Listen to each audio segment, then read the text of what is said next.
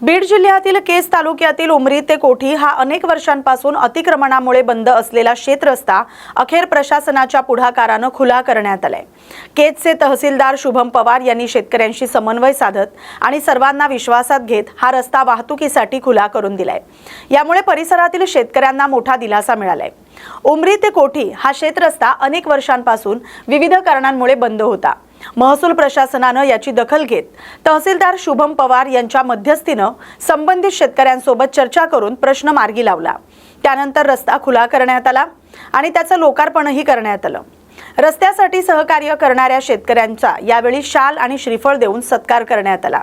तसंच महिला भगिनींनी तहसीलदार शुभम पवार यांचा औक्षण करून स्वागत केलं।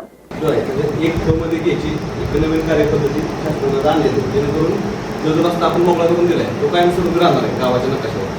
आणि कसं आहे का आपल्या गावातले शेतकऱ्यांनी रस्ता करण्यासाठी सहकार्य केलं, त्याच्यामुळे एका दिवसात हा रस्ता झाला। तर सगळ्या गावात शेतकरी असं नसतं, काय काय आपल्या आडकाठी घालतात, काय काय आपल्या रात्रीच्या राजकीय विषयावरून आपली काहीतरी पोळी करून घेतात।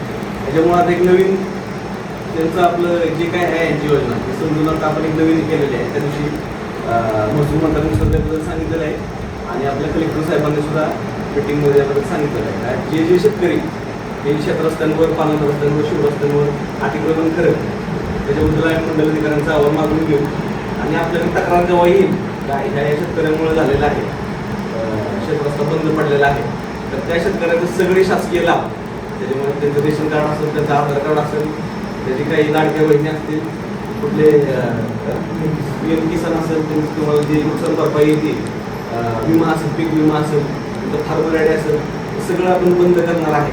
जेणेकरून शेतकऱ्यांमध्ये समजूत आम्हाला हलवून त्यांच्या समजूतदारपणा जागा करायला लागते। म्हणजे काय होईल की तहसील आम्ही शेतकऱ्यांसाठी सामान्य नागरिक जे आहेत आपल्या तालुक्यात त्यांच्यासाठी सुद्धा आहोत आणि आमचे विषय तिकडे जास्त आहेत। तर त्याच्यामुळे जे मुख्य विषय आहेत ना ते मागे पडत राहतात या रस्त्याच्या विषयावर। आणि एक रस्ता गेला की दोन तीन दिवसांनी परत तो मोडायचा, परत सारखं जावं लागतं आणि मागणी लोकांच्या तहसीलदारांना सुद्धा यावं। जागतिक पर्यावरण दिनाचा औचित्य साधून परभणी जिल्ह्यातील पूर्णा तालुक्यातील कामखेड गावात रिलायबल ॲग्रो फूड्स यांच्या वतीने विविध उपक्रमांचे आयोजन करण्यात आले होते। पर्यावरणाचे जतन आणि संवर्धन करण्याचा संदेश देत या कार्यक्रमात पर्यावरण मार्च, सायक्लोथॉन, जनजागृती सत्र आणि वृक्षारोपणासारखे उपक्रम राबवण्यात आले। कार्यक्रमाचे मार्गदर्शन कानडखेडचे माजी सरपंच मातोराव बखाल यांनी केले। यावेळी बोलताना त्यांनी प्लास्टिकचा वापर पूर्णपणे थांबवून पर्यावरणाचे रक्षण करण्याचे आवाहन नागरिकांना केले।